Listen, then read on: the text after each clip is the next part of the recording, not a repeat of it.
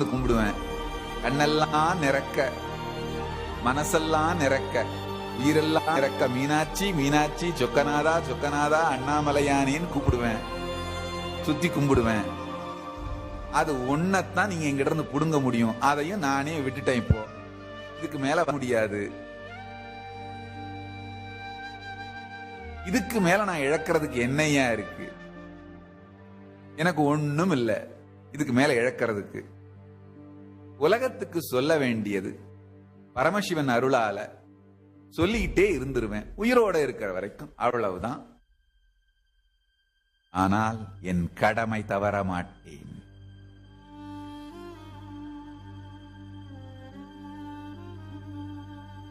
இந்த சத்தியங்களை உலகத்திற்கு சொல்ல வேண்டியது என் கடமை. சொக்கனுக்கும் மீனாட்சிக்கும் உயிர் நேர்மையோடு வாழ்ந்து